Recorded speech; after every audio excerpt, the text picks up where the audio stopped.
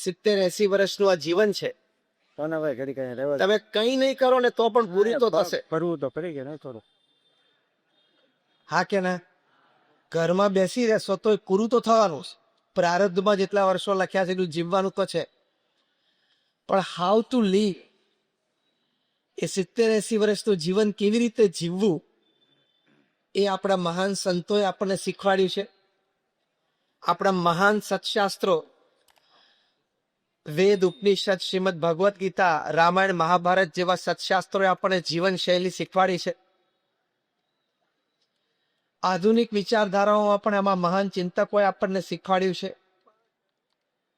અને આ બધાના સાર રૂપે પ્રમુખ સ્વામી મહારાજ કે મહંત સ્વામી મહારાજનું જીવન એ આપણને ઘણું બધું શીખવાડી જાય છે. કારણ કે સુખી તો દરેક વ્યક્તિને થવું છે. હા કે ના? Just rays your hands if you say yes. જો બધા હાથ ઊંચો કરો. અને વિચાર હોવો જ જોઈએ, એની માટે પ્રયત્ન થવો જ જોઈએ, અને દ્રઢતાપૂર્વકનો પ્રયત્ન થવો જોઈએ. કારણ કે અંગ્રેજીમાં એક કહેવત છે, યુ હેવ ઓનલી 2 ચોઇસીસ. જીવનમાં આપણી પાસે ફક્ત 2 પસંદગી છે, either you cry or you smile. કોઈ પણ સંજોગ અને પરિસ્થિતિમાં કાં તો તમે રોવો અને કાં તો હસતા મોઢે એનો સામનો કરો. 2 જ ચોઇસ છે, ત્રીજી ચોઇસ જ નથી. Am I right? Either you cry or you smile. કાં તો તમે દુઃખી થઈને ખૂણે બેસી જાઓ અને કાં તો હસતા મોઢે પરિસ્થિતિને સ્વીકારી એ પરિસ્થિતિની સામે જજુમતા શીખો. આ 2 જ ચોઇસ છે. તો આપણે જ્યારે આપણું જીવન સુખી બનાવવું છે ત્યારે ચોઇસ નંબર 2 ઉપર હંમેશા રહેવું. કે કોઈ પણ સંજોગોમાં, કોઈ પણ પરિસ્થિતિમાં, કારણ કે life is like a sine wave, ઉતર ચઢ તો જીવનમાં આવ્યા જ કરશે. ત્યારે પરિસ્થિતિ સંજોગોને સમજીને એનો સામનો કરીને એ પરિસ્થિતિ અને સંજોગોને કેવી રીતે નિપટાવવા, એ આપણને સુંદર માર્ગદર્શન મહાન સંતોએ, શાસ્ત્રોએ, અને આપણે વાત કરીએ એમ પ્રમુખ સ્વામી મહારાજ કે મહંત સ્વામી મહારાજના જીવનમાંથી પ્રાપ્ત થાય છે. જો અત્યારે શિક્ષણની દ્રષ્ટિએ જોઈએ તો શહેરોમાં અને તાલુકા જગ્યાઓમાં બધાને શિક્ષણની સારી સુવિધાઓ પ્રાપ્ત થઈ છે. હવે તો ઘણા બધા અંતરિયાળ ગામો સુધી શિક્ષણની વ્યવસ્થાઓ ખૂબ સારી થઈ છે. એટલે શિક્ષણની દ્રષ્ટિએ where it comes to academics, બધાને ઘણી બધી તકો છે. વેપાર ધંધાની પણ ઘણી બધી તકો બધા પાસે છે. અનેક પ્રકારના વેપાર ધંધા થાય છે. અહીંયા તમારે ડિહાઇડ્રેશન પ્લાન્ટ આટલા બધા ચાલે છે. આખા ભારતમાં કદાચ 150 કે 160 જેટલા ડિહાઇડ્રેશન પ્લાન્ટ હશે, એમાંથી 110, 120 તો ખાલી મહુવામાં જ છે. એટલે વેપાર ધંધાની પણ ઘણા બધાને ઘણી બધી અનુકૂળતાઓ હોય. એટલે શિક્ષણ અને વેપારની અનુકૂળતાઓ, તકો એ દિવસે દિવસે વધતી જાય છે. પણ એ શિક્ષણ અને એ વેપાર, એની સાથે જો સંસ્કાર ન ભળ્યા તો એ શિક્ષણ છે, એ વેપાર છે, એ વ્યક્તિનું જીવન એ બરબાદ કરી શકે છે. શિક્ષણની દ્રષ્ટિએ તમે પહેલા જુઓ તો the bombs and the missiles are not made by illiterate people, uneducated people. આ બોમ્બ અને મિસાઇલ બનાવે છે કોઈ અભણ વ્યક્તિઓ નથી બનાવતા. એ ટોપ ક્લાસ સાયન્સ ગ્રેજ્યુએટ્સ બનાવે છે. એટલે ઘણા તો આઈવી લીગ કોલેજીસમાંથી ભણ્યા હોય, એટલે હાર્વર્ડ ને સ્ટેનફોર્ડ ને કાર્નેગી મેલન અને યેલ અને કિલોંગ જેવી યુનિવર્સિટીમાં ભણ્યા હોય, સ્નાતકો થયા હોય વિજ્ઞાન ક્ષેત્રમાં, પીએચડી થયા હોય, એ લોકો બોમ્બ અને મિસાઇલ બનાવે છે. 30,000 વૈજ્ઞાનિકો પૃથ્વી ઉપર દિવસમાં 14 થી 18 કલાક પોતાની લેબોરેટરીમાં બોમ્બ્સ અને મિસાઇલ્સ બનાવે છે, એના પ્રયોગો કરે છે, નવી ટેકનિક શોધે છે, કેમ કરીને માણસને વહેલો ને જલ્દી મારી નાખો એની માટે પ્રયત્નશીલ છે. કોરોના દરમિયાન 30,000 વૈજ્ઞાનિકોએ ખાલી શસ્ત્ર બનાવવામાં જે બુદ્ધિ શક્તિ વાપરી, એ 1.5 વર્ષ જો એ લોકો કોરોના માટે કાઢ્યો હોત ને તો આપણે આટલી બધી બરબાદી નહોત જ નહીં. એટલે એની પાસે શિક્ષણ છે પણ સંસ્કાર નથી કે મારે મારી બુદ્ધિ, મારે મારું ભણતર, મારે મારો અનુભવ એ લોકોની સુખાકારી માટે કરવો જોઈએ, માનવ જીવનના ઉત્કર્ષ માટે કરવો જોઈએ. એની બુદ્ધિમાં વિચાર નથી કારણ કે સંસ્કાર નથી.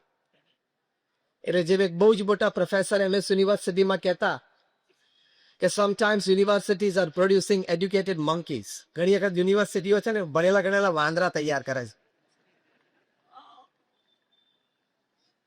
વેપારની દ્રષ્ટિએ પણ એવું છે, વ્યવસાયની દ્રષ્ટિએ પણ એવું છે. એમાં પણ સંસ્કાર જોઈએ.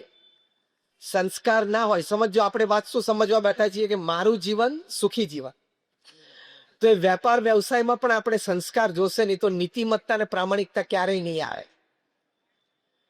જેને જેને ક્રિકેટના બોલ સાથે ચેડા કરે બધાએ ક્રિકેટ છોડવું પડ્યું કે નહીં? અને જેને જેને બેંક સાથે ચેડા કરે બધાએ દેશ છોડવો પડ્યો કે નહીં?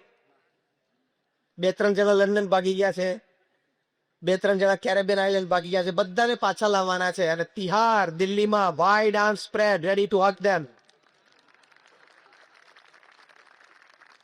નીતિમત્તા અને પ્રામાણિકતા તમે ચૂકો વ્યવસાયમાં અને વેપારમાં, એ સંસ્કારનો અભાવ છે. એટલે પ્રમુખ સ્વામી મહારાજ પોતાના વિશાળ અનુભવ પરથી એક સરસ વાત કરતા. પ્રમુખ સ્વામી મહારાજ કહેતા કે જો તમે તમારા પરિવારજનોને સંસ્કાર નહીં આપે તો એક દિવસ એવો આવશે કે તમારે સંપત્તિ અને સંતતિ બે ખોવાનો વારો આવશે. અને ઘણા સારા મોટા પરિવારોમાં આપણે આ જોયું છે. મુંબઈનો એક ધનાઢ્ય પરિવાર છે.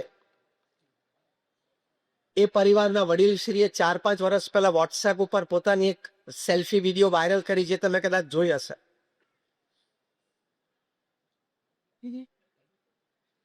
શૂટિંગ્સ એન્ડ શર્ટિંગ્સ તો બહુ મોટો બિઝનેસ, અને બ્રાન્ડ નેમ જે લખતા હતા કમ્પ્લીટ જેન્ટલમેન, પણ ખબર નહીં કોઈ બની ના શકે.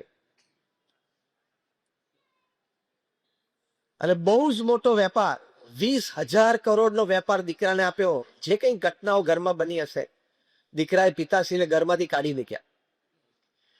ત્યાં અત્યારે મુંબઈમાં નેપેન સી રોડ ઉપર એક 2 BHK ફ્લેટમાં એક ડ્રાઈવર અને કુક આપીને ગોઠવી દીધા.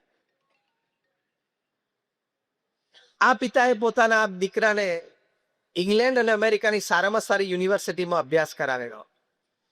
એટલે શિક્ષણની દ્રષ્ટિએ કોઈ ખામી નથી. 20,000 કરોડનો વેપાર વારસામાં આપેલો, એટલે વ્યવસાય વેપારની દ્રષ્ટિએ પણ કોઈ ખામી નથી. ખામી ક્યાં રહી ગઈ? સંસ્કારમાં. એટલે મારું જીવન, એટલે કે આપણું જીવન સુખી બનાવવું હોય, શિક્ષણ તમે સારામાં સારું આપવું જોઈએ સંતાનોને. એની માટે પૂરા પ્રયત્નશીલ આપણે છીએ અને રહેવાના જ.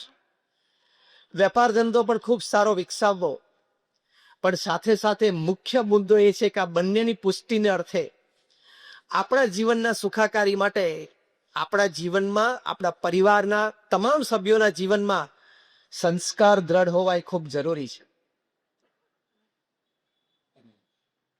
એક વિચારધારા છે, સંસ્કાર છે એક વિચારધારા છે. એ વિચારમાંથી વાણી અને વર્તન સ્ફુરે છે.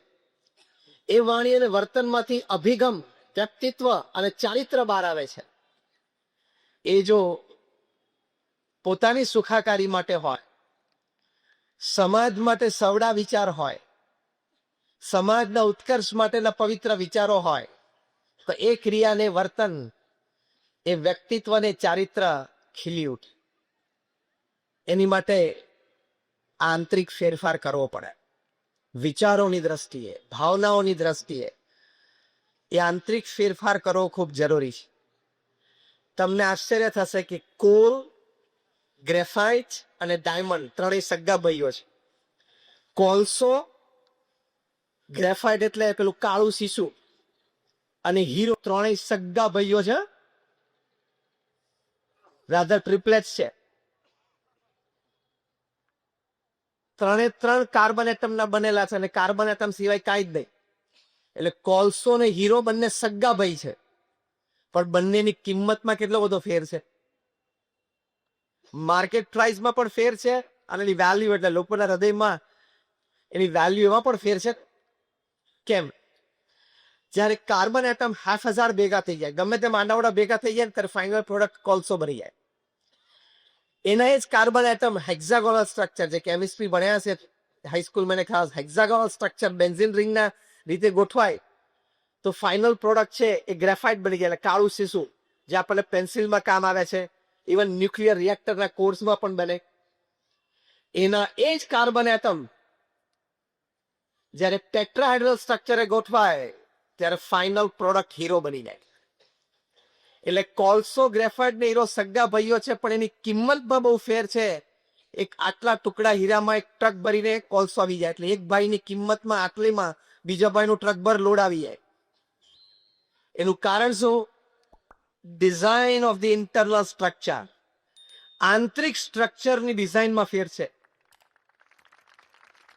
સંસ્કાર એ આપણી આંતરિક ડિઝાઇન છે.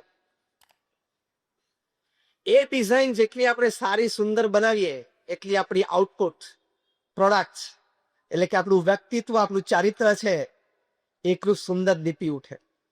આપણને પણ જીવનનો સંતોષ થાય અને સમાજને પણ આપણે કોન્ટ્રીબ્યુટ કરી શકીએ. તો એ આંતરિક ડિઝાઇન માટે હવે પ્રયત્ન શું કરવો? હવે આપણે પ્રેક્ટિકલ વાત કરીએ. અત્યાર સુધી આપણે સમજણ સંબંધી વાત સમજ્યા. હવે એ સમજણ સુધી પહોંચવા માટે પ્રેક્ટિકલ.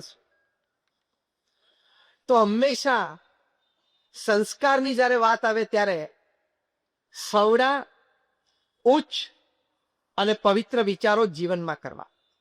આપણે કોઈ પણ સંજોગોમાં હોઈએ, ધંધો બેસી ગયો હોય, ઘરમાં કંઈક વિવાદ ચાલતો હોય, બિઝનેસ પાર્ટનર સાથે કંઈક પ્રશ્ન થયો હોય, કોઈ દુઃખનો પ્રસંગ આવી પડે જીવનમાં, કદાચ સુખનો પણ આવી પડે, ધંધો પણ સારો ચાલે, કોઈ પણ નેગેટિવ કે પોઝિટિવ પરિસ્થિતિમાં એક પાક્કો નિર્ણય રાખો કે મારે વિચારો તો સવડા, ઊંચા અને પવિત્ર જ કરવા છે. આ મારું જીવન સુખી જીવન માટે પ્રથમ અગત્યની વાત છે કે મારા વિચારો હંમેશા સવડા, ઊંચા અને પવિત્ર હોવા જોઈએ. કારણ કે એમાંથી શબ્દ, એમાંથી પ્રવૃત્તિ એ જન્મે છે. જો પ્રમુખ સ્વામી મહારાજ ફક્ત 5 ધોરણ ભણેલા હતા, સામાન્ય ગામડામાં એમનો ઉછેર થયો, એક ખેડૂત પરિવારમાં. અંગ્રેજીનું એક વાક્ય બોલી ના શકે, forget English, not even Hindi, Hindi ભાષાનું પણ એક વાક્ય ના બોલી શકે, પણ એક જ ઊંચો, પવિત્ર અને સવડો વિચાર એમને જીવનમાં રાખ્યો. બીજાના સુખમાં આપણું સુખ, બીજાના આનંદમાં આપણો આનંદ, અન્યની પ્રગતિમાં આપણી પ્રગતિ, અન્યના ઉત્કર્ષમાં આપણો ઉત્કર્ષ. આ સર્વોચ્ચ કક્ષાનો પવિત્ર અને સવડો વિચાર છે. તો આપણે વાત કરીએ પ્રમાણે એમાંથી કેટલી બધી પ્રવૃત્તિઓ જન્મી કે Pramukh Swami Maharaj was a one man organisation, એક વ્યક્તિ સંસ્થા હતા.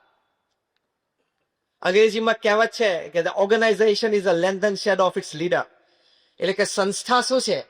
પોતાના નેતાનો એક લાંબો પડછાયો. એ પ્રમુખ સ્વામી મહારાજના જીવનમાં આપણે જોયો કે બીએપીએ સંસ્થા એ પ્રમુખ સ્વામી મહારાજનો લાંબો પડછાયો.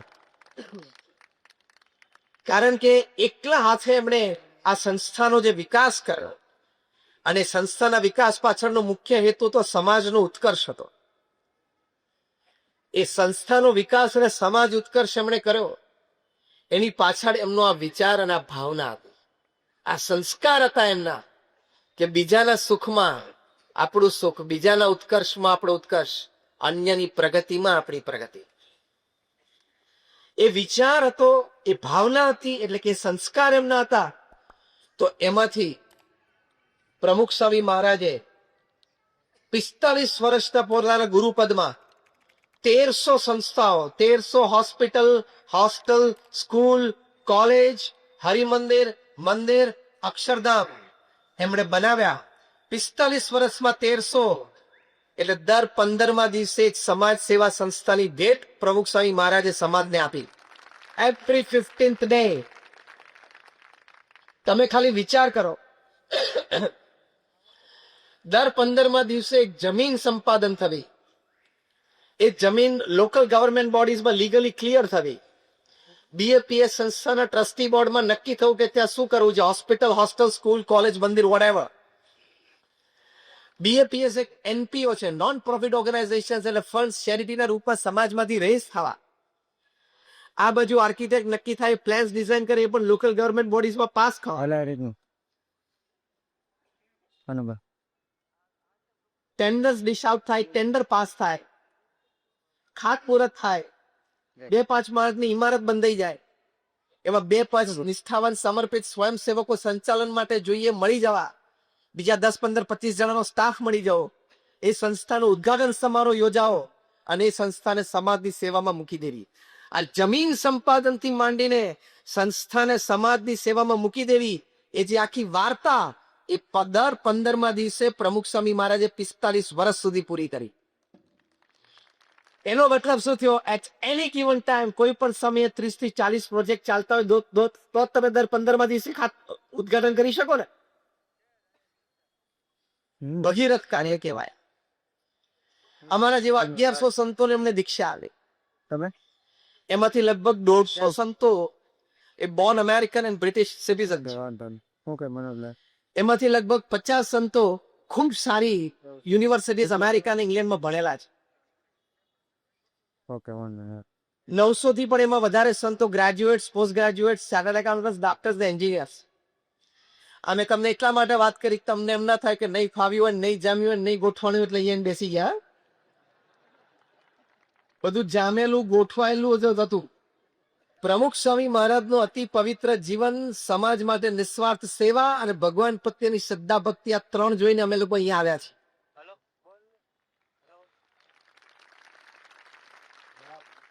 સાથે 80,000 નો વોલેન્ટિયર ફોર્સ ઉભો કર્યો.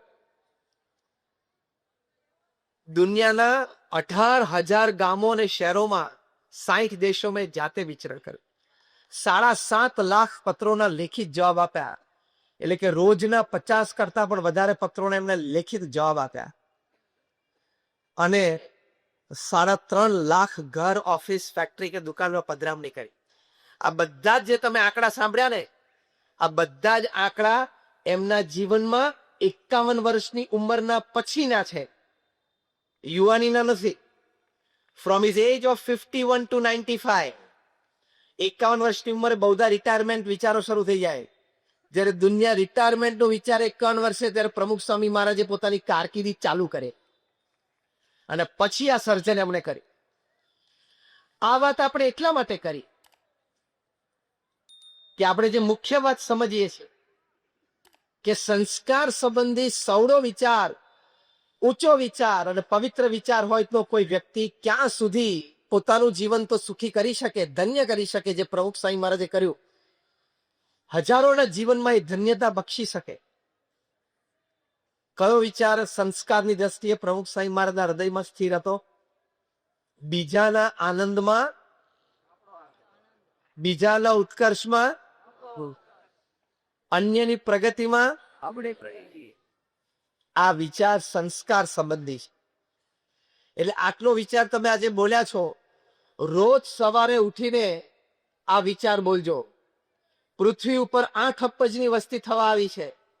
આ વિચાર જો બધા રાખે તો પૃથ્વી સ્વર્ગ તુલ્ય થઈ જાય, એટલી તાકાત પ્રમુખ સ્વામી મહારાજના વિચારમાં છે. એટલે હું બોલાવું એમ મારી સાથે બોલજો, કારણ કે આ વિચાર આપણે દ્રઢ કરવાનો છે. બીજાના સુખમાં, હું બોલાવું એમ જ બોલજો.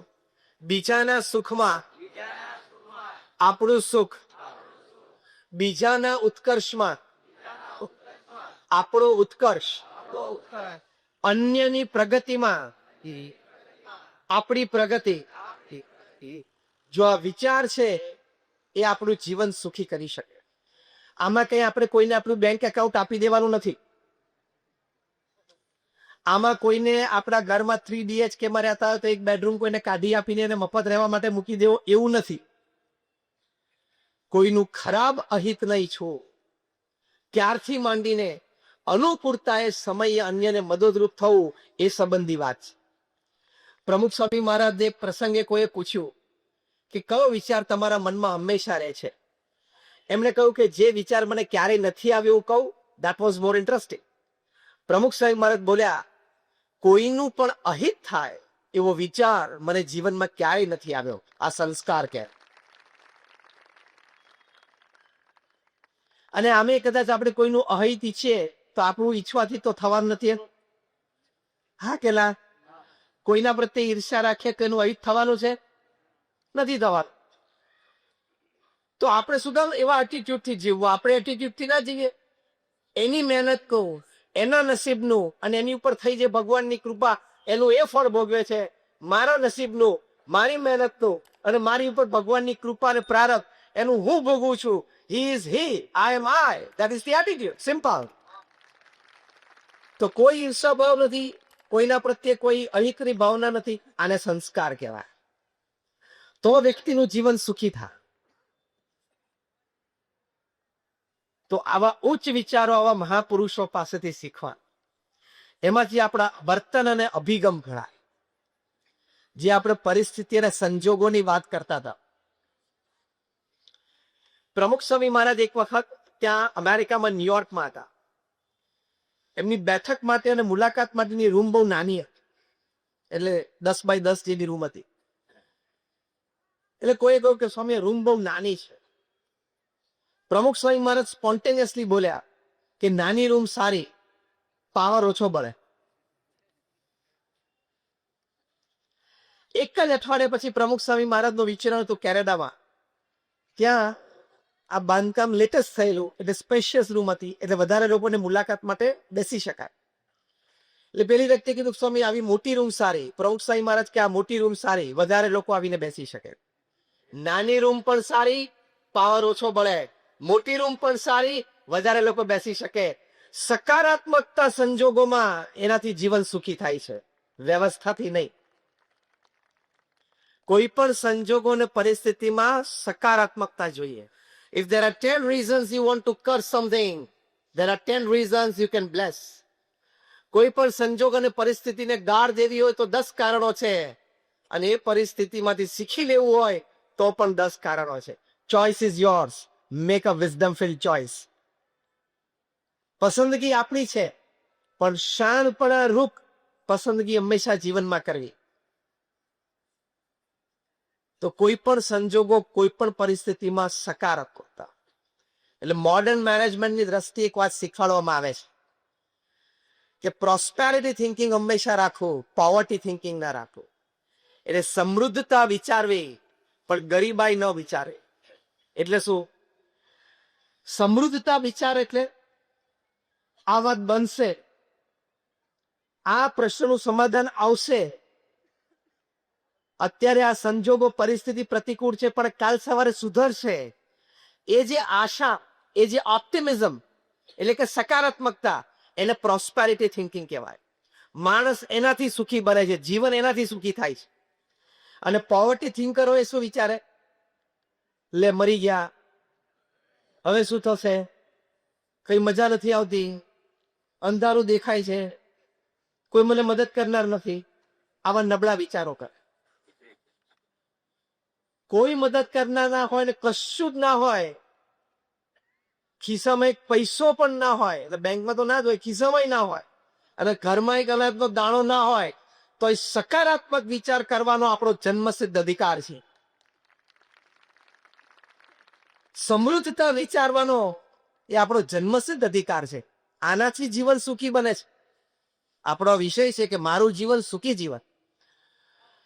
તો સમૃદ્ધતા વિચારવી, હોપ એન્ડ ઓપ્ટિમિઝમ. સારું થશે. હું થોડો પ્રયત્ન કરીશ તો પ્રશ્નમાંથી બહાર નીકળી જઈશ. મારે મિત્ર વર્તુળ સારું છે, હું કોકને વાત કરીશ તો મને કંઈક થોડી ઘણી મદદ મળશે. હું આ પ્રશ્નમાંથી બહાર નીકળવા માટે પ્રયત્ન કરીશ તો મને મદદ મળશે. આને પ્રયત્ન કર્યો તે આગળ વધ્યો, આને પ્રયત્ન કર્યો તે આગળ વધ્યો, આને પ્રયત્ન આગળ વધ્યો તો હું પણ પ્રયત્ન કરીશ, હું પણ આગળ વધીશ. એવા સકારાત્મક, હોપફુલ, એટલે આશાવાદી, ઓપ્ટિમિસ્ટિક વિચારો હંમેશા જીવનમાં રાખવા. અને આ બધા શબ્દો ડિક્શનરીમાંથી કાઢી જ નાખવાના. ખાય આપણા હાથમાંથી પેલી કપરકાબી છોડે તો મરી ગયા, આટલામ ના મરે, ખાલી કપરકાબી ખૂટે. એટલે આપણી માનસિકતા, આપણા શબ્દો એવા થઈ ગયા, એટીટ્યુડ એવા થઈ જાય. કારણ કે આપણને મૂળભૂત આપણે જે વાત કરીએ છીએ ઊંચા, સકારાત્મક અને પવિત્ર વિચારો નથી. એ વિચારો પરાણે મગજમાં નાખવા પડે, કારણ કે માણસની બુદ્ધિ અને સ્વભાવ પ્રકૃતિ પ્રમાણે કાયમ ઊંચા સકારાત્મક અને પવિત્ર વિચાર ન આવે. આની માટે આપણે પ્રયત્ન અંદર કરવો પડે ને પ્રયત્ન એટલે બોલવું પડે. જીભથી 5-10 વાર મનમાં બોલવું પડે ત્યારે આ વિચારો ઘૂસે, અંદર ઘૂસે, અને તો તમને જીવનમાં આઉટલુક બદલાય, પ્રગતિ થાય. એક દ્રષ્ટાંત આપો તો અમેરિકામાં લાઈટ જાય ને તો તરત ફોન કરે, કારણ કે પ્રાઇવેટ કંપનીઝ ઓપરેટ કરતી હોય. લાઈટ કેમ ગઈ? કારણ કે અમેરિકન છે ને આર્ટિટ્યુડ થી જીવે, જવી જ ના જોઈએ લાઈટ. લાઈટ જાય છે.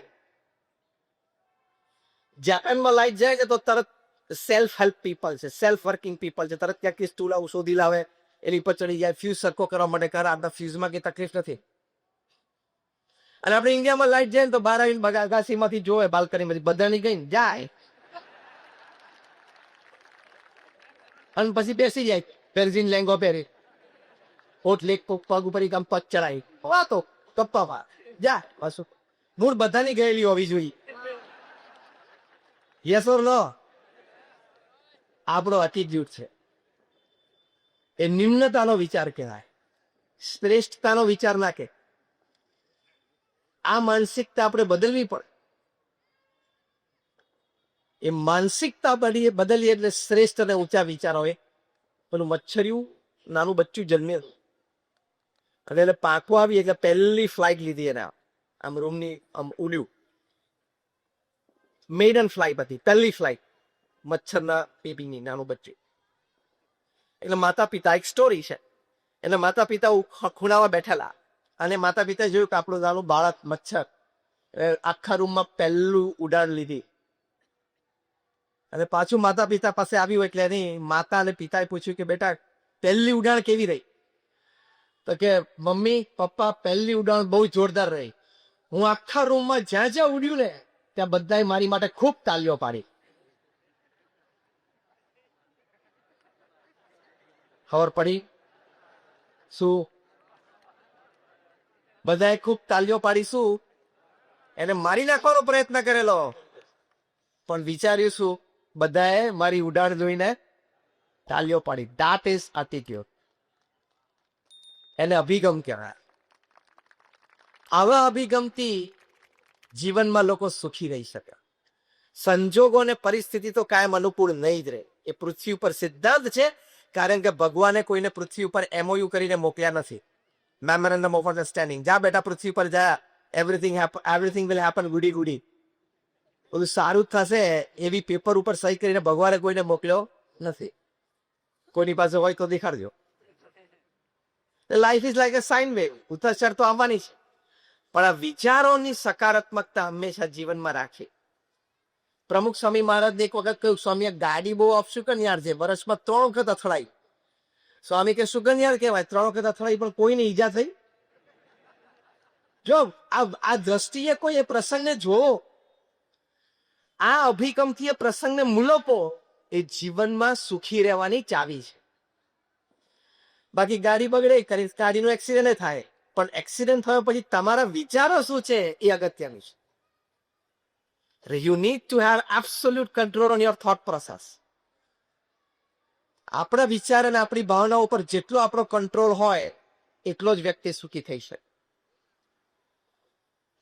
તો આવા એટીટ્યુડ્સ, આવા વિચારધારા, આવી બધી વિચારધારાઓ, એનાથી વ્યક્તિ સુખી રહે છે. બીજી વાત સુખી થવાની કે આપણે જે પણ ક્રિયા કરીએ, પ્રવૃત્તિ કરીએ, વ્યવસાય કરીએ, નોકરી કરીએ, એમાં જે આપણે વાત કરી કે નીતિમત્તા અને પ્રામાણિકતા કોઈ દિવસ ચૂકતા નહીં. કારણ કે નીતિમત્તા અને પ્રામાણિકતા ચૂક્યા તો તમે 1 સેકન્ડમાં હીરોમાંથી 0 થઈ જાઓ. 1 સેકન્ડમાં બધું હાથમાંથી જતું રહે. અત્યારે પાછું મુંબઈમાં એક બીજા પરિવારમાં 11,000 કરોડનો કેસ ચાલ્યો છે. પ્રશ્ન આ જ, 11,000 કરોડ છે તોય ઝઘડે છે. બોલો, 10 પેઢી બેઠી બેઠી ખાય કે નહીં? 25 પેઢી. પણ નીતિમત્તા અને પ્રામાણિકતા હંમેશા વ્યવહારમાં એ રાખવા. કારણ કે હવે સાંભળજો બરોબર, કારણ કે કર્મનો સિદ્ધાંત પૃથ્વી ઉપર લાગુ પડે છે. તમે ખોટું કર્યું, કોઈનું ખોટું લીધું, એ આજે નહીં તો કાલે કાલે નહીં તો પરમ દિવસે, પરમ દિવસે નહીં તો 100, 200, 500 દિવસે. કર્મનો સિદ્ધાંત તો એ પણ કહે છે કે આ જન્મે નહીં તો આવતા જન્મે તમારે ચૂકવવું તો પડશે જ. You have to give back. આ વિચાર દ્રઢ રાખીએ અને આ વર્તન દ્રઢ રાખીએ તો જીવનમાં વ્યક્તિ સુખી થાય. આપણે જે વાત કરતા હતા, આપણા સત્શાસ્ત્રમાં વાત છે, રામાયણમાં તુલસીદાસજીએ વાત લખી છે, પરધન પથ્થર માનીએ પર સ્ત્રી માત સમાન, ઇતને સે હરી ન મિલે તો તુલસીદાસ જમાન. આ નીતિમત્તા અને પ્રામાણિક જીવન અને વ્યવહારની જ વાત છે કે પરધન પથ્થર માનીએ, કે જે ધન આપણું નથી એ ધન આપણી માટે પથ્થર અને ધૂળ સમાન છે, થૂકાય પણ નહીં, આપણું થૂક પકડે. આ વાત તુલસીદાસજીની રામાયણમાંથી બધા સમજી જાય તો કોર્ટમાં 70% કેસ બંધ થઈ જાય એમ છે. હા કે ના? આ 7-12 માં 15-15 નામ કેવી રીતે નીકળે છે? 5-5, 10-10 નામ કેવી રીતે નીકળે છે? આ વાત સમજ્યા નથી એટલે પોતે દુખી થાય છે અને બીજાને દુખી કરે છે. પર સ્ત્રી માત સમાન. અમારા સદગુરુ સંત પરમ પૂજ્ય ડોક્ટર સ્વામી આ વાત સમજાવે છે કે તમારા પત્ની સિવાય આ પૃથ્વી પર કોઈ પણ સ્ત્રી ઉંમર પ્રમાણે કાં તો તમારી માતા છે, કાં તો તમારા બેન છે, અને કાં તો તમારા દીકરી છે. એવી સમજણ, એવી દ્રષ્ટિને એવું વર્તન હંમેશા રાખો તો બાકીના બીજા 30% કેસ કોર્ટમાંથી પૂરા થઈ જાય એમ છે. આ બધી જ વાતો અમારા પ્રગટ ગુરુહરિ મહંત સ્વામી મહારાજે 88 વર્ષની ઉંમરે સમગ્ર શાસ્ત્રના સાર રૂપે સત્સંગ દીક્ષા એક નાનો ગ્રંથ, પોકેટ બુક છે એવી લખી છે. એમાં બધા જ સિદ્ધાંતો ખૂબ સરળ અને સારા શબ્દોમાં મૂકેલા છે. It is a guideline. લાવ્યા છે તો વ્યવસાય અને વેપારમાં નીતિમત્તા અને પ્રામાણિકતા, મારાથી કોઈનું ખોટું લેવાય જ નહીં, એ ગૌરવ સાથે જીવનમાં જીવવું. અને એ ગૌરવ સાથે જીવન પૂરું કર્યું હોય તો 80-90 વર્ષની ઉંમર સુધી જીવીએ ત્યાં સુધી ગમે તે વર્ગની વચ્ચે, ગમે તે ગ્રુપની વચ્ચે ઉન્નત મસ્તકે આપણે જીવી શકીએ એ નીતિમત્તા અને પ્રામાણિકતાના કારણે. જો નીતિમત્તા અને પ્રામાણિકતા હોય, પ્રમુખ સ્વામી મહારાજ એક વખત ગાંધીનગરમાં હતા, ત્યાં બેંક ઓફ બરોડાની નવી બ્રાન્ચનું ઓપનિંગ થતું હતું. એના મેનેજર તરીકે સુનિલભાઈ પારેખ નામની એક વ્યક્તિ આવતા હતા. એમને ઉદઘાટનના આગલા દિવસે જ ખબર પડી કે પ્રમુખ સ્વામી મહારાજ ગાંધીનગરમાં જ છે અને એમની બેંકની બ્રાન્ચનું બિલ્ડિંગ હતું ત્યાંથી 2 કિલોમીટર દૂર પ્રમુખ સ્વામી મહારાજનો ઉતારો છે. એટલે ત્યાં દોડી આવ્યા અને પ્રમુખ સ્વામી મહારાજે વિનંતી કરી, સ્વામી મને ખબર નહીં કે આપ ગાંધીનગરમાં છો, તો આમંત્રણ કાર્ડ આપને પૂછીને આપની અનુમતિ લઈને આપણું નામ છાપત. સ્વામી કે ના, અમારે કોઈ મનને કોઈ મહત્તા નથી, પણ કે સ્વામી આપ પધારો ઉદઘાટન માટે. પ્રમુખ સ્વામી મહારાજે કહ્યું કે અત્યારે અમારા અક્ષરધામનો ઉદઘાટન સમારોહ છે, 1992 ની આ વાત. એટલે અમે અત્યારે વ્યસ્તતા ઘણી બધી છે, આયોજન વ્યવસ્થા મિટિંગોની, પણ અમારા 2 મોટા સંતો છે, એટલે ઈશ્વરચરણ સ્વામી અને વિવેક સાગર સ્વામી, કે અમારા 2 મોટા સંતો છે, ઉદઘાટન માટે આવશે. એટલે માની જશો કે ના. સુનિલભાઈ વિનંતી કરી કે સ્વામી એક આશીર્વાદ પત્ર લખી આપો તો ઉદઘાટન પ્રસંગે હું વાંચ્યું એટલે અમને સંતોષ થાય કે આપ ઉદઘાટનમાં છો. તો પ્રમુખ સાહેબ મહારાજે તરત પેન અને પેપર મંગાવી અને 5-7 જેટલી ઉદઘાટન પ્રસંગની શુભેચ્છા લખી આપે. ત્રીજી વિનંતી એમણે અગત્યની કરી કે સ્વામી મારી ઈચ્છા છે કે મારે તમારા બેંક એકાઉન્ટથી મારા બેંકની શરૂઆત કરવી છે. ત્યારે આ પ્રમુખ સ્વામી મહારાજ, જેમની લંડનમાં સુવર્ણ તુલા થયેલી, એ તમામ પ્રમુખ સ્વામી મેડિકલ કોલેજ કરમસદને દાન ગયું. આ પ્રમુખ સ્વામી મહારાજ જેની અમેરિકામાં 25, 30, 35 જેટલી કી ટુ ધ સિટી મળી છે અને ભવ્ય મોટા સન્માનો British parliament, Canadian parliament, Kenyan પાર્લામેન્ટમાં થયા છે. એ પ્રમુખ સ્વામી મહારાજે સુનિલભાઈ પારેખને કહ્યું કે તમારી ભાવના છે તો અમે સંસ્થાનું એક બેંક એકાઉન્ટ તમારી બેંકમાં ખોલાવશું. ત્યારે એમણે કહ્યું કે ના સ્વામી, સંસ્થાનું નહીં, મારે તમારું પર્સનલ બેંક એકાઉન્ટ જોઈએ છે. ત્યારે પ્રમુખ સ્વામી મહારાજ બોલ્યા કે મારા નામે તો બેંક એકાઉન્ટ જ નથી, અમે તો સાધુ છીએ, અમારા નામે બેંક એકાઉન્ટ હોય નહીં, મારી સહી જ કોઈ જગ્યાએ ચાલતી નથી. બીએપીએસ સંસ્થાના સર્વે સર્વા આજે બીએપીએસ ના એક પણ સંતના નામે બેંક એકાઉન્ટ નથી, એ કેશને અડતા નથી, એમની પાસે કોઈ કેશ નથી, એમણે પોતાની કેશ કોઈની પાસે રખાવી નથી. નીતિમત્તા અને પ્રામાણિકતા એ જીવનમાં ખૂબ અગત્યના છે. તો જ તમારી વાતોની લોકોને અસર થાય, તો જ શબ્દોની અસર અને પ્રેરણા લોકોને મળે. તો આટલી નીતિમત્તા અને પ્રામાણિકતા આપણે હંમેશા રાખવી કે પરધન પથ્થર માનીએ પર સ્ત્રી માત સમાન. એ નીતિમત્તા અને પ્રામાણિકતાથી જીવીએ તો જીવનમાં આપણને ખૂબ આનંદ આવે. અને નીતિમત્તા અને પ્રામાણિકતા ચૂક્યા તો પ્રશ્ન આવશે આવશે આવશે ને આવશે જ. 2018ની સાલમાં ઓસ્ટ્રેલિયાની ક્રિકેટ ટીમ સાઉથ આફ્રિકા ગયેલી. એ વખતે ઓસ્ટ્રેલિયાના કેપ્ટન હતા સ્ટીવ સ્મિથ, જે આ વખતે પણ વર્લ્ડ કપમાં એક બેટ્સમેન હતા. હવે ત્રીજી ટેસ્ટ ત્યાં કેપટાઉનમાં ચાલતી હતી, એમાં ચોથા દિવસે ટી બ્રેક વખતે કેપ્ટન સ્ટીવ સ્મિથને અંદાજ આવી ગયો કે આ ટેસ્ટ આપણે હારશું. ટી બ્રેક વખતે એમનો ઓપનિંગ બેટ્સમેન ડેવિડ વોર્નર, જે આ વખતે પણ વર્લ્ડ કપમાં એના ઓપનિંગ બેટ્સમેન હતા, એને બોલાય કે David, I think we are going to lose this match, આપણે હારી જશું. ડેવિડે કીધું ખા, જે રીતે મેચ જાય છે આપણે હારશું, કાલ બપોરે ટી બ્રેક સુધી મારી જશું. તો કે હારવી નથી તો શું કરીએ? તો કે કઈ ખેલ કરવો પડે. ખેલ એટલે શું? અનીતિ. એટલે ત્રીજો પ્લેયર હતો કેમેરુન બેનક્રોફ્ટ, એને બોલાયો કે તારે ખેલ કરવાનો છે. કે શું? તો એ કે લોખંડની પતરી છે ને એ તું ખિસ્સામાં ભેગી રાખજે, ટી બ્રેક પછી આપણે નવો બોલ લઈએ છીએ અને તને મિડોન પણ ઉભો રાખશું. એટલે બેટ્સમેનને બહુધા પહેલી 5 ઓવરમાં આપણે મિડલ અને લેગ ઉપર બોલિંગ કરશું, એટલે ડિફેન્સ રમશે, તારી પાસે બોલ રોલ થતો આવશે. બીજી બાજુ લેગ સાઈડમાં જશે તો પણ બોલ ઉછળતો તારી પાસે, તારે છેલ્લે બોલરે આપવાનો હોય બોલ, એના રનઅપ ઉપર પહોંચે ત્યારે તારે આ પતરી બોલ સાથે ઘસવાની. અને સીમ ની 2 બાજુ હોય, સીમની એક બાજુ તારે બોલને ડલ કરી નાખવાનો, એટલે કે એની શાઇન, એની ચમક ઘટાડી દેવાની. એટલે આને તો હવે કેપ્ટન ને વાઇસ કેપ્ટને કીધું, એટલે હવે એને તો છૂટકો નહોતો. એટલે એને લોખંડની પતરી ખિસ્સામાં રાખી, જ્યારે બોલ એની પાસે આવે ને ત્યારે આમાં 2-4 વખત પતરી ઘસીને પછી બોલરને આપી દે. એમ 8-10 વખત એની પાસે બોલ આવ્યો 5-7 ઓવરમાં, ત્યાં સુધીમાં સીમ એટલે જે સીઝન બોલો વચ્ચે ટાંકા હોય ને દેશી ભાષામાં, સીમની એક બાજુ બોલ એકદમ ડલ થઈ ગયા અને એક બાજુ એકદમ ચમકે. હવે આવો નવો જ બોલ હોય અને સીમની એક બાજુ ચમકતો હોય અને એક બાજુ ડલ પડી જાય ને એટલે રિવર્સ સ્વિંગ ચાલુ થઈ જાય. એટલે જે પેસ બોલર્સ હોય 92-95 માઇલ્સ પર આવરની ડિલિવરી નાખતા હોય, 2-2.5 ફૂટ બોલ કટ થવા માંડે ટપ્યો, એટલે બેટ્સમેન માટે તો ત્રાસ થઈ જાય અને એવું થવા માંડ્યું. એકવાર ભાઈ સાહેબે પતરી ઘસી, એ સીસીટીવી કેમેરામાં પકડી ગઈ. એટલે કેમેરામેન જે કંટ્રોલ રૂમમાં બેઠા હતા ને, એમણે કીધું એમના કોર્ડિનેટરને કે આને કંઈક જો બોલ સાથે ઘસે છે. પછી તો રિવર્સ ગયું તો કે ગણિત જ ઘસ્યું છે.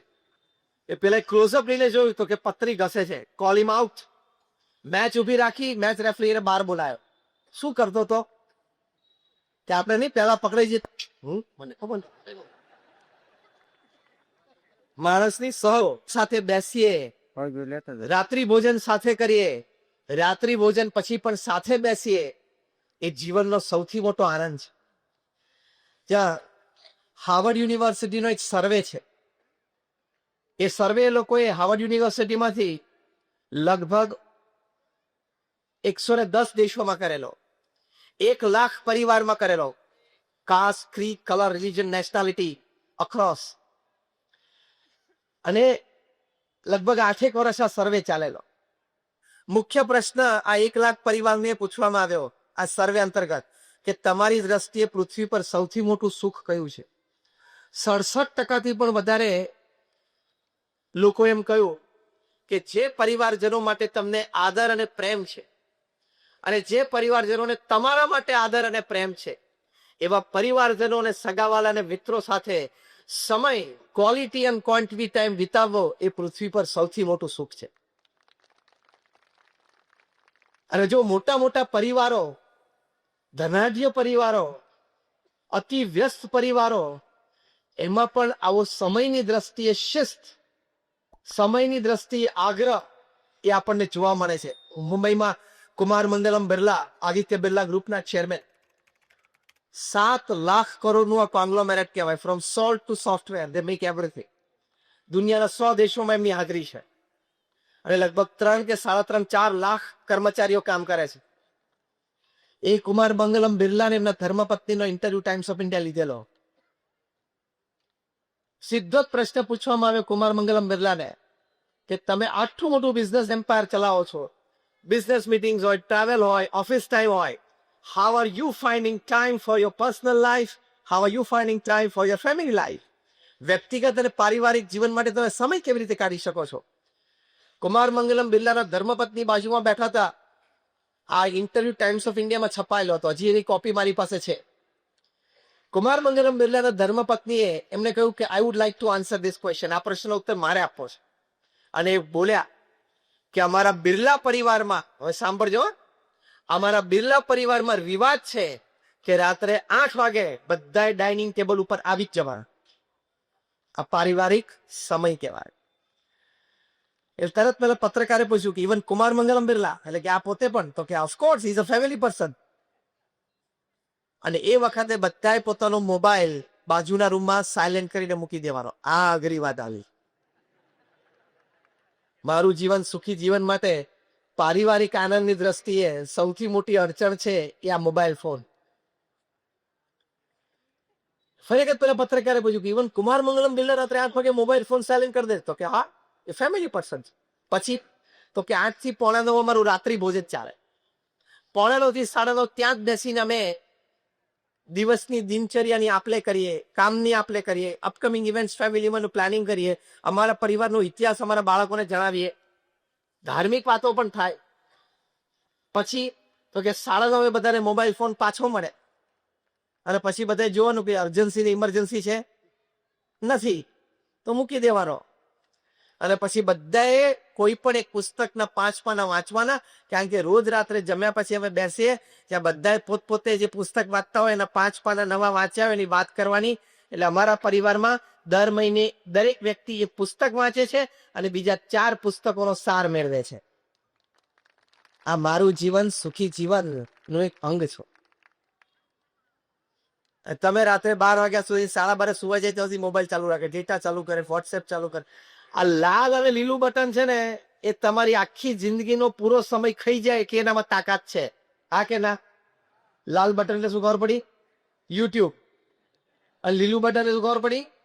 વોટ્સએપ. આ બંને બટનમાં બધાને અનુભવ છે, એકવાર તમે લાલ બટનને અડો પછી અડધો ફૂટ જ દૂર હોય પણ બીજી અડતા કલાક જતી રહેશે કે નહીં? આમ ક્યાંય લઈ જાય તમને.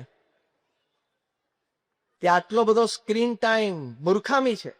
હમણાં આપણા માનનીય પ્રધાનમંત્રી શ્રી નરેન્દ્રભાઈ ગયા વર્ષે લગભગ જયારે વિદ્યાર્થીઓ સાથે એક વાર્તાલાપમાં હતા ત્યારે બહુ સરસ એમણે પોતાનો એક વિચાર રજૂ કર્યો કે આટલો બધો સ્ક્રીન ટાઈમમાં આપણે લોકોને જોઈએ છે, એટલો જ સમય આપણું વ્યક્તિત્વ એને વિકસાવવાનો પ્રયત્ન કરીએ તો આપણે પણ એના જેવા થઈ જઈએ.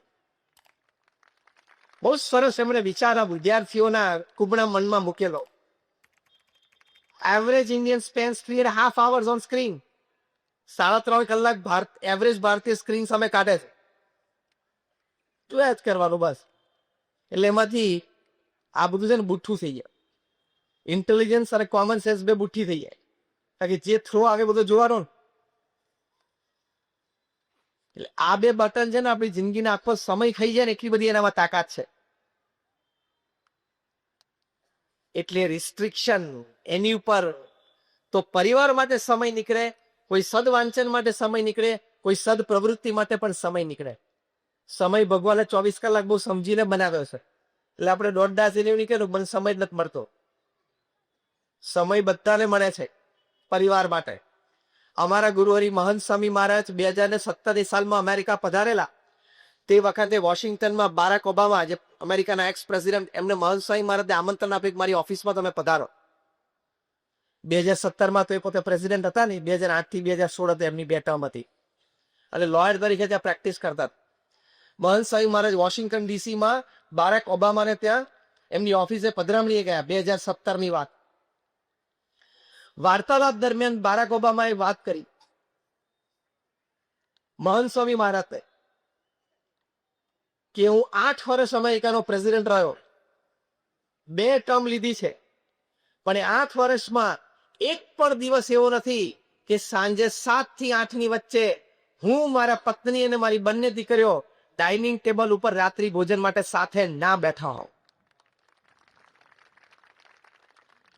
હું પરદેશ ગયો હોઉં ક્યાંક ટૂરમાં હોઉં એ અલગ વાત છે, બાકી વોશિંગ્ટનમાં અમે સાથે જ રાત્રે જમીએ, પારિવારિક મૂલ્યોની વાત છે. તો કુમાર મંગલમ બિરલા રાત્રે 8 વાગે રાત્રિ ભોજનમાં પરિવાર સાથે બેસી શકે, બારાક ઓબામા બેસી શકે, તો તારે અહીંયા મહુવામાં શું એવા કામ છે?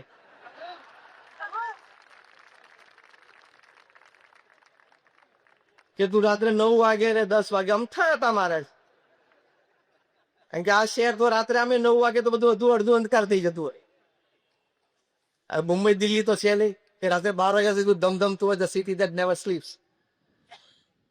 તો રાત્રે 9 વાગે 10 વાગે 11 વાગે તો આપણે પારિવારિક જીવન સમજ્યા નથી, એટલે આપણું જીવન અને પરિવારનું જીવન બંને સુખી ન થાય. અને મોબાઈલમાં પણ તમે જો જમતો હોય ત્યારે એક હાથમાં કોડી હોય પણ ડાબા હાથમાં પાછું મોબાઈલ ચાલુ હોય, હા કે ના? પરિવાર સાથે બેઠો હોય ત્યારે give me yes or no, louder one. તો એક સિમ્પલ પ્રશ્ન તમને પૂછવો છે કે તમે રાત્રિ ભોજનમાં તમારા પરિવાર સાથે બેઠા હો, તમે એક હાથમાં કોળીઓ એક હાથમાં મોબાઈલ ફોન રાખો છો, એ વખતે કોઈનો ફોન આવે એની સાથે વાત કરો છો, તો સિમ્પલ સાદો પ્રશ્ન મારે એ પૂછવો છે કે તમે તમારા પરિવાર સાથે બેઠા હો રાત્રિ ભોજનમાં, તે વખતે તમારી બાજુમાં તમારું પરિવારજન લોહીનું સગું 2 ફૂટ દૂર બેઠું છે એ અગત્યનું છે કે 50, 100, 200 કિલોમીટર દૂરથી કોઈ પાણીનું સગું એ તમને ફોન કરે છે અગત્યનું છે? Who is more important? બોલો, બે માંથી કોણ અગત્યનું છે? પરિવારજન અગત્યના છે કે પેલો ફોન કરનાર અગત્યનો છે? એ વખતે જોશથી બોલે ને ખબર પડે. તો પછી આપણે કાલથી શું કરવું છે?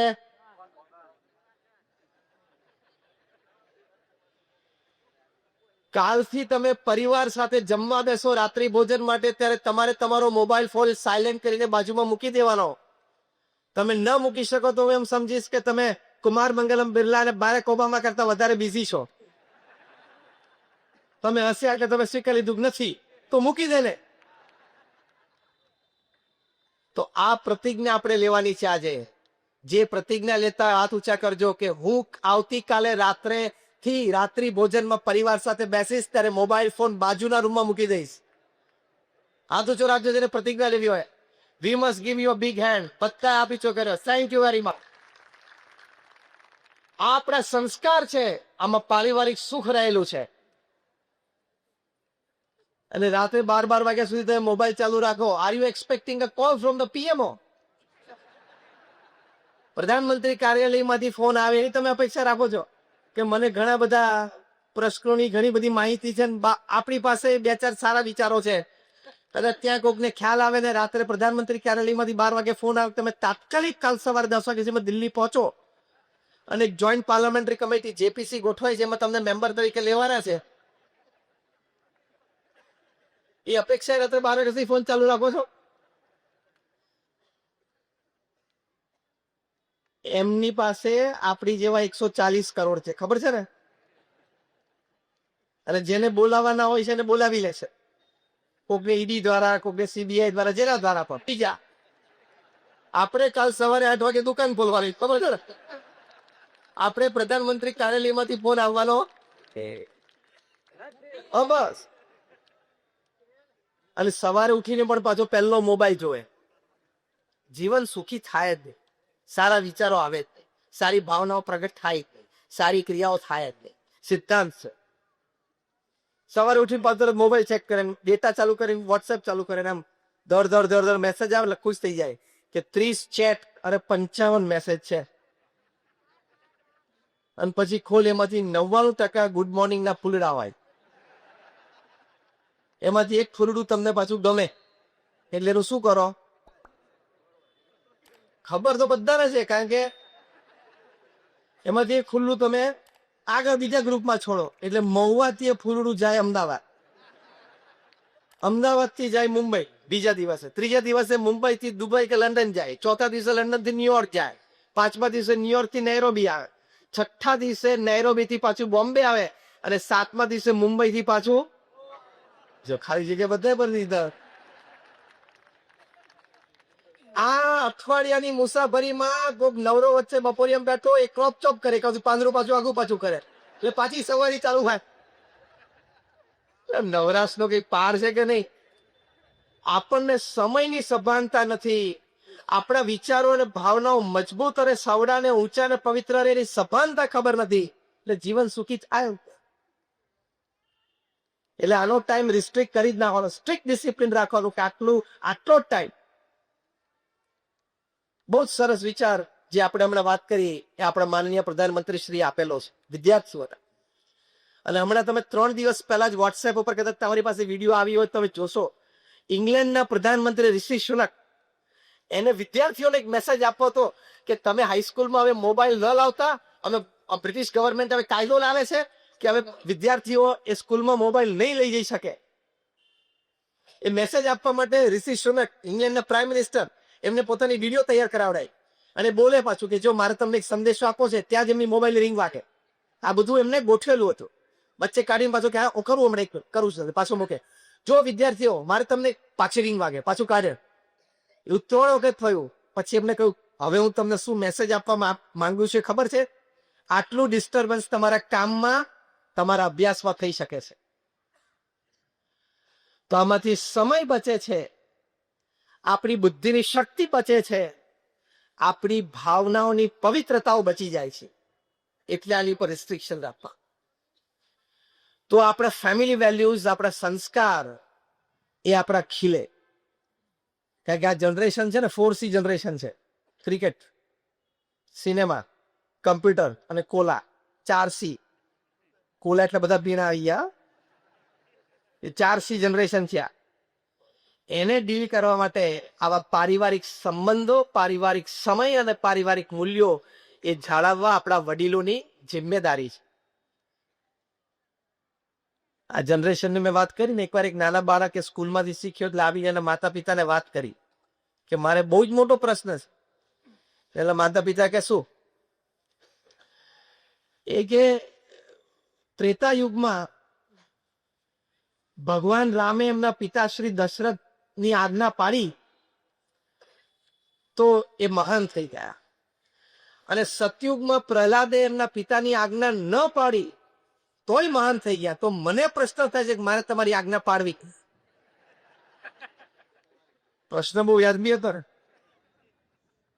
ત્રેતા યુગમાં ભગવાન રામે પોતાના પિતા દશરથની આજ્ઞાનું પાલન કર્યું એટલે મહાન થઈ ગયા, એવું બાળકે પિતાને કહ્યું.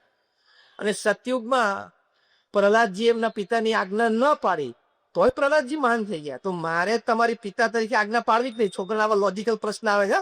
આ પેઢી 4C જનરેશન છે. એટલે એના પિતાએ આજુબાજુ ધીમેથી જોયું, કોઈ છે નહીં ને. પછી બાળકને ધીમેથી કહ્યું બેટા, સતયુગની વાત જુદી, ત્રેતા યુગની વાત જુદી, અત્યારે કળિયુગ ચાલે છે, એમાં તારે કે મારે મહાન થવું હશે ને તો આપણે બંને તારા મમ્મીની આજ્ઞા પાડવી પડશે. ખાલી હસવાની વાત નથી, આમાં એક મોટો સંદેશો છે. પરિવારમાં સંપ, સુહૃદભાવ અને એકતા, એકબીજાને અનુકૂળ થઈને રહેવાની વાત આવે છે. સિદ્ધાંત આ વાતનો એ છે. એકબીજાની ભાવનાઓ અને વિચારોને સમજીને ચાલવાની વાત આવે છે. પ્રમુખ સ્વામી મહારાજ લગ્ન જીવન માટે ખૂબ સુંદર વાક્ય બોલતા, એમનું હૃદય અમૃત છે. પ્રમુખ સ્વામી મહારાજ બોલતા કે પતિ પત્ની અગ્નિની સાક્ષીએ તમે ભેગા થયા છો, તો હવે અગ્નિની સાક્ષીએ છૂટા પડવાના.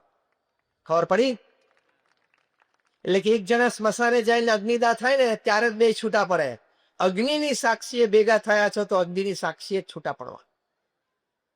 આ મૂલ્યો છે. ખાલી હસી કાઢવાની વાત આ દ્રષ્ટાંતમાં નથી, પણ tolerance, acceptance, apologies and compromise એ ભાવના રાખવાની. 60% તમારું લગ્ન જીવન તમારી ઈચ્છા પ્રમાણે ચાલશે, 40% તો કોમ્પ્રોમાઇઝ ને એડજસ્ટમેન્ટ કરવું જ પડે. આ કે ના? બોલો પહેલી 2 લાઈન વાળા અનુભવી બધા. 40% તો કોમ્પ્રોમાઇઝ ને એડજસ્ટમેન્ટ ઉપર ચાલે છે.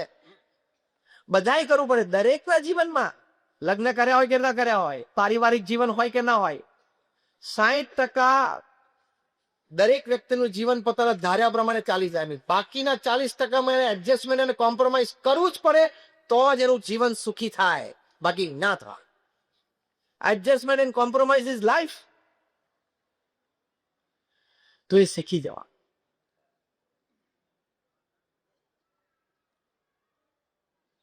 એક વાત યાદ આવે છે. એકવાર એક પતિ પત્નીને લગ્ન જીવનના 50 વર્ષ પૂરા થયા, એટલે એની માટે પાર્ટી ગોઠવાયેલી ને મિત્રોને, સગાવાલા ને પડોશીને બધા આનંદ કરતા હતા. વારાફરતી સ્ટેજ ઉપર આવીને એક મિનિટ પોતાના પ્રસંગો આ યુગલ સાથેના કે ભાઈ અમારી આ સ્મૃતિ હોય. એક બુદ્ધિશાળી માણસ પેકેલો મહુવાનો જ હતો લગભગ, તો એને પૂછ્યું કે એક પ્રશ્ન પૂછ્યું, એટલે આ યુગલે કીધું હા, કારણ કે લગ્ન જીવનને 50 વર્ષ પૂરો થયા, એટલે બંનેની ઉંમર 75, 78, 80 ની હશે. એટલે કે તમારું સફળ સુખી લગ્ન જીવનનું રહસ્ય શું?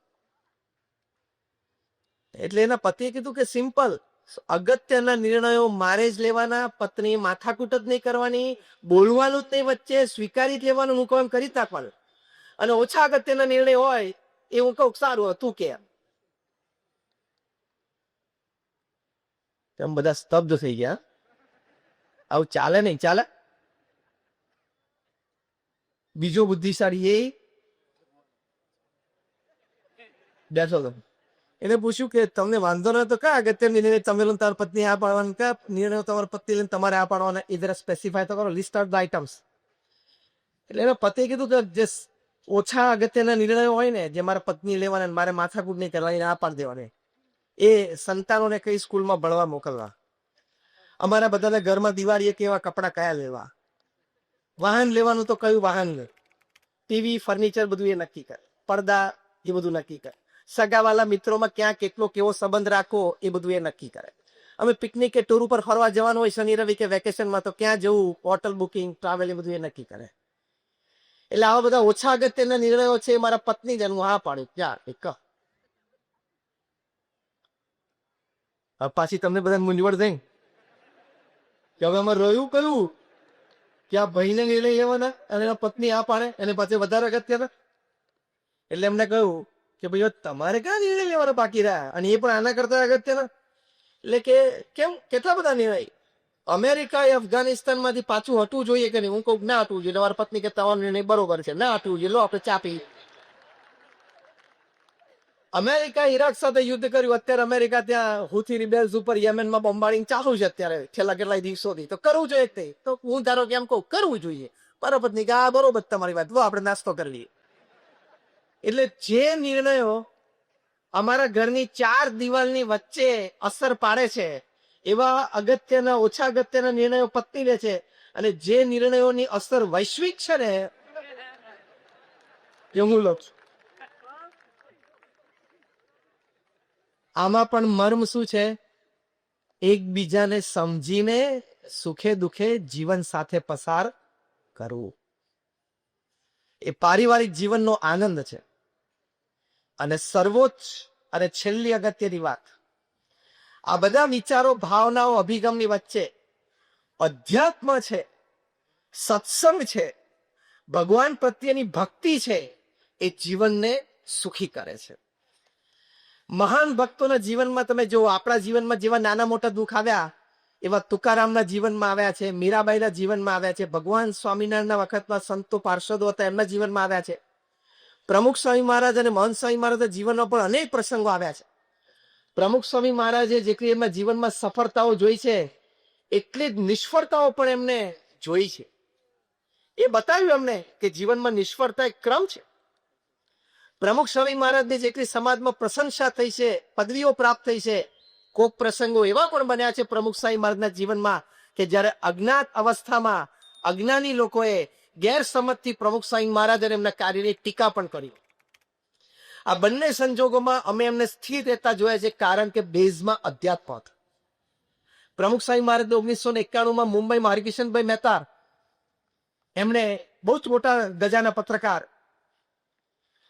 જન્મભૂમિ પ્રવાસીના એડિટર હતા, એમણે પ્રશ્ન સીધો પ્રમુખ સ્વામી મહારાજને ઇન્ટરવ્યુમાં મોડે પૂછ્યો કે તમે સારું જ કાર્ય કરો છો સમાજ માટે, છતાં સમાજમાં તમારી ટીકા થાય ત્યારે તમે શું વિચારો છો? પ્રમુખ સ્વામી મહારાજ સ્પોન્ટેનિયસલી બોલ્યા, ચહેરા ઉપર એક લકીર ફરી રહી. પ્રમુખ સ્વામી મહારાજ બોલ્યા કે જ્યારે કોઈ ટીકા કરે ત્યારે અમે મનોમન વિચાર કરીએ છીએ કે ટીકા કરનાર વ્યક્તિની વાત સાચી, જો સાચી હોય તો અમે સુધારો કરી લઈએ. તરત હરકિશન મહેતાએ પૂછ્યું, અને વાત ખોટી હોય તો? પ્રમુખ સ્વામી મહારાજ એમનું હૃદય અમૃત, જે આપણે બધાએ પણ 16 અક્ષર આપણા હૃદય ઉપર આંકી લેવા જેવી વાત છે, એ વિચાર પ્રગટ કર્યો. પ્રમુખ સ્વામી મહારાજ બોલ્યા કે ટીકા કરનાર વ્યક્તિ ખોટી હોય તો અમે એને જવાબ આપવા નથી જતા, એની સાથે ઝઘડવા નથી જતા, ખાલી પ્રાર્થના કરીએ છીએ કે ભગવાન એમને સદબુદ્ધિ આપે. એ પ્રસંગ અમે ભૂલી અમે અમારા કામમાં લાગી જઈએ. આ જીવનમાં સુખી રહેવાની ચાવી છે, પણ આ લેવલનું વર્તન અને વિચાર અધ્યાત્મ વગર શક્ય નથી. ખાલી પોઝિટિવ થિંકિંગની વાતો થાય ને એમાં આ કક્ષા સુધી ના પહોંચાય. તમે ડોલે ડોલે પાણી રેડો અને 10 વીઘાનું ખેતર કઈ પવાય નહીં, એમાં તો ધોધ છૂટવો જોઈએ કુવામાંથી. એમ આ કક્ષાની સવડી વિચારધારા અને અભિગમ માટે અધ્યાત્મ, ભગવાન સર્વ કરતા હરતા છે અધ્યાત્મ. કોક તમને પૂછે કે ભગવાનમાં શ્રદ્ધા એટલે શું, તો ભગવાનમાં શ્રદ્ધા એટલે સમગ્ર શાસ્ત્રના સારરૂપે એક વાક્ય એ અમારા ગુરુહરિ મહંત સ્વામી મહારાજ કહે છે કે ભગવાનને સર્વ કરતા હરતા માનવા. કે મારા જીવનમાં આજ સુધી જે કઈ પ્રસંગો બન્યા, અત્યારે જે મારા જીવનમાં પ્રસંગો બની રહ્યા છે અને ભવિષ્યમાં મારા જીવનમાં જે પ્રસંગો બનશે એ ભગવાનની ઈચ્છાથી બને છે અને બનશે, અને એ મારા સારા માટે જ બને છે.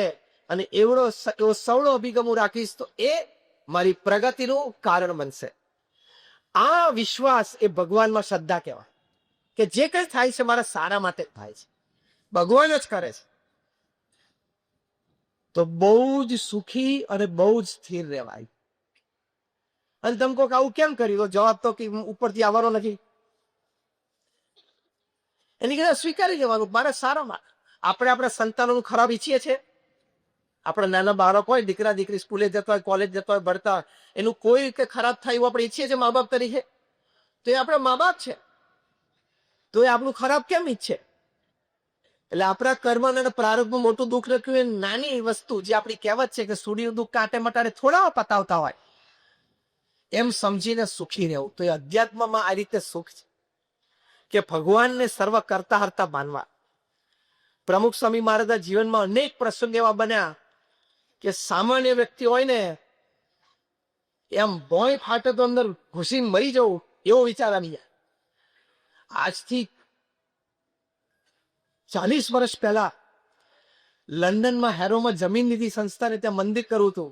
આજુબાજુના લોકોએ કેસ કર્યો BAPS સંસ્થાની સામે કે આ લોકો રાત્રે 12 વાગ્યા સુધી ઘંટડી વગાડશે, ઢોલ વગાડશે, અમારી પીસ અને પ્રાઇવેસી હણી લેશે, એટલે આને પરમિશન ન મળી છે. કોર્ટમાં કેસ ચાલ્યો અને કેસ તો ચુકાદો આવ્યો, ફૂલ એન્ડ ફાઇનલ જજમેન્ટ કે BAPS સંસ્થા અહીંયા મંદિર નહીં બાંધી શકે. અમે બહુ રજૂઆત કરી હતી દિલ્હી, ત્યાં બ્રિટિશ કોર્ટમાં કે તમે ઇન્ડિયામાં આવો, જોવો અમારા મંદિરો, કઈ રાત્રે 12 વાગ્યા સુધી અમે ઘંટ ને ઢોલ નથી વગાડતા, આજુબાજુ વાળા કોઈ ડિસ્ટર્બન્સ નથી. છતાં એક જજમેન્ટ આવી ગયું. પ્રમુખ સ્વામી મહારાજ અહીંયા વડોદરામાં હતા ને લંડનથી અમારા ટ્રસ્ટી શ્રીઓએ ફોન કર્યો કે સ્વામી આપણે કેસ હારી રહ્યા, it is a full and final judgment. કેટલો શોખ લાગે ને, પોતાનું સપનું પોતાની સામે તૂટતું દેખાય.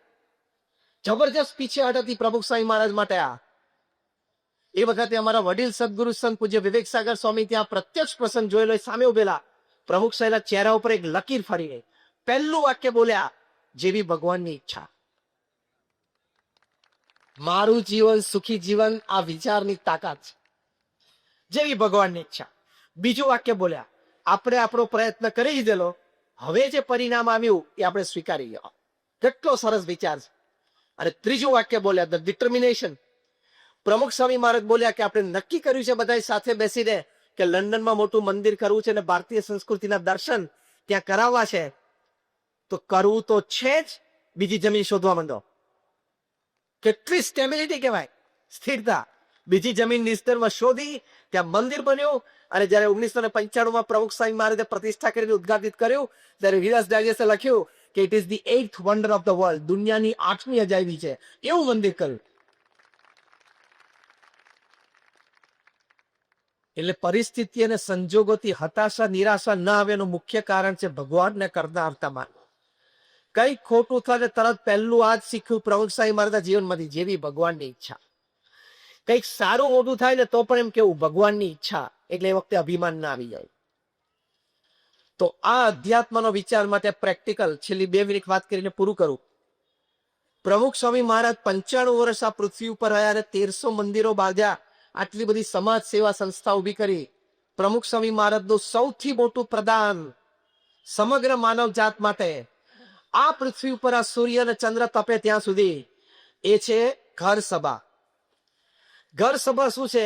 અઠવાડિયામાં 2 વખત તમામ પરિવારજનો સાથે બેસવા, પૂર્ણ આધ્યાત્મિક સેશન. પ્રથમ 5 મિનિટ તમે જે પણ ભગવાનમાં માનતા હોય, ભગવાન રામ, ભગવાન કૃષ્ણ, કોઈ માતાજીના સ્વરૂપમાં માનતા હો, તમે જે ભગવાન દેવ દેવીના સ્વરૂપમાં માનતા હો, એનું 5 મિનિટ તમારે નામ સ્મરણ કરવાનું, બધા સાથે બેસી. પછી 10 મિનિટ આપણા સદગ્રંથો છે, રામાયણ છે, મહાભારત છે, શ્રીમદ ભગવદ્ ગીતા છે, પ્રમુખ સ્વામી મહારાજનું જીવન ચરિત્ર છે, એના 2-5 પાના વાંચવા, વારાફરતી પરિવારજનો એક વાંચવા રોજ, દર વખતે. પછી 5 મિનિટ એની પર ચર્ચા કરવી કે શું ગમ્યું, શું સારું લાગ્યું. પછી ભગવાનની આરતી કરીને છૂટા પડવું. પ્રમુખ સ્વામી મહારાજ કહેતા, અને ઘર સભા અને પોતાના વિશાળ અનુભવ પરથી પ્રમુખ સ્વામી મહારાજ કહેતા કે ઘર સભાથી વિશ્વ શાંતિ થશે, વર્લ્ડ પીસ થ્રુ ઘર સભા. અઠવાડિયામાં 2 જ વખત આ પ્રયત્ન કરવાનો છે. આપણે ટીવી નો સારો પ્રોગ્રામ જોવા માટે સાથે બેસીએ છીએ, રાત્રિ ભોજન માટે સાથે બેસીએ છીએ. અઠવાડિયે 2 વખત નહીં, કન્સેશન, અઠવાડિયે 1 વખત તમે પ્રયત્ન કરો. અને તમને આ ઘર સભા પુસ્તિકા BFK સંસ્થામાંથી પ્રકાશિત થઈ છે કે આ ઘર સભા નિયમિત જે કરે છે, પરિવારને શું લાભ થયા. તો 2 ભાઈઓ વચ્ચે પ્રશ્ન હોય, સાથે પરિવારમાં રહેતા હોય, સંયુક્ત કુટુંબમાં, ધંધાકીય વેપારમાં, નિર્ણયોમાં ઘર્ષણ હોય એ દૂર થયા હોય, બાપ અને દીકરા વચ્ચે જનરેશન ગેપ હોય દૂર થઈ હોય, સાસુ વહુના ઝઘડા થતા હોય એ દૂર થયા હોય, પતિ પત્નીના ઝઘડા ઘર્ષણ રહેતા હોય દૂર થયા હોય. આ બધા લાભ એ ઘર સભાથી થયા છે. તો આ બધા લાભ થાય, આપણું જીવન સુખી થયું કહેવાય ને. આમાંથી એકાદ પ્રશ્ન ઘરમાં હોય અને મટી જાય તો ઘર સભામાં આવા પ્રશ્નોના સમાધાનની તાકાત છે. આ ઘર સભા પુસ્તકમાં જે તે વ્યક્તિની અનુમતિ લઈને એ વ્યક્તિના નામ સાથે એના જીવનનો પ્રસંગ એ પુસ્તકમાં લખીને પુસ્તક પ્રકાશિત સંસ્થા દ્વારા થયું છે. એ આ ઘર સભાની તાકાત છે જે તમને આજના દિવસે આ મહુવા BAPS મંદિરના દશાબ્દી મહોત્સવે, જ્યારે આપણે ખૂબ શ્રદ્ધાથી તમે લોકો અહીંયા છેલ્લા 3-4 કલાકથી બેઠા છો, આટલો તમારો અમૂલ્ય સમય તમે કાઢીને અહીં આવ્યા છો, તો you should gate something concrete. તમને જીવનમાં કંઈક લાભ થયું, તમને થવું જોઈએ, પ્રેક્ટિકલ લાભ થયું, ખાલી થિયોરિટિકલ નહીં. તો પ્રેક્ટિકલ લાભ આ છે કે આજે અમે તમને વિનંતી કરીએ છીએ બધા સંતો કે તમે તમામ તમારા પરિવારમાં અઠવાડિયે 1 વખત રાત્રિ ભોજન પછી અડધો કલાક માટે આ આધ્યાત્મિક સેશન એટલે ઘર સભા ચાલુ કરજો. આ અમારી વિનંતી છે અને આગ્રહભરી વિનંતી છે. જે પ્રયત્ન કરશે એ આંગળી ઊંચી કરજો કે આજથી હું પ્રયત્ન કરીશ. બધા હાથ ઊંચો કર્યો, હાથ ઊંચો રાખજો. એટલે અમને સંતોને બધા તમારી માટે આનંદ છે અને અમે અભિનંદન છે. આનો એડવાન્સ, જેમ તમારે બિઝનેસમાં પ્રોડક્ટ હોય ને, ISO international standard organization, ISO product માર્કેટમાં ચાલી જાય, તમે કહી શકો કે ISO છે પ્રોડક્ટ, ઇન્ટરનેશનલ સ્ટાન્ડર્ડ ઓર્ગેનાઇઝેશન. એમ અમારી ઘર સભા પ્રોડક્ટ પણ ISO છે, ઇન્ટરનેશનલ સ્પિરિચ્યુઅલ ઓર્ગેનાઇઝેશન. માર્કેટમાંથી પાછી નહીં પડાય, દરેકને લાભ થશે. તો અત્યારે અમારા ગુરુહરિ મહંત સ્વામી મહારાજનો અભિપ્રાય છે કે પરિવારમાં સંપ, યુનિટી માટે ઘર સભા દરેકે કરવી અક્ષી ઉપાય છે. તમે કરશો એ તમને ચોક્કસ લાભ થશે. તો આપ સૌ માટે અમારી પ્રાર્થના છે, આપના પરિવારજનો માટે અમારી પ્રાર્થના છે, આપના વેપાર ધંધા માટે અમારી પ્રાર્થના છે, આપના જીવનમાં સત્સંગ અધ્યાત્મની દ્રઢતા તેની માટે અમારી પ્રાર્થના છે. ભગવાન સ્વામિનારાયણના ચરણોમાં, અમારા ગુરુહરિ પ્રમુખ સ્વામી મહારાજ અને પ્રગટ ગુરુહરિ મહંત સ્વામી મહારાજના ચરણોમાં કે આપ સૌને સદવિચાર, સદભાવના, સદપ્રવૃત્તિ હંમેશા પ્રેરે. આપ સૌનો આભાર. Thank you very much.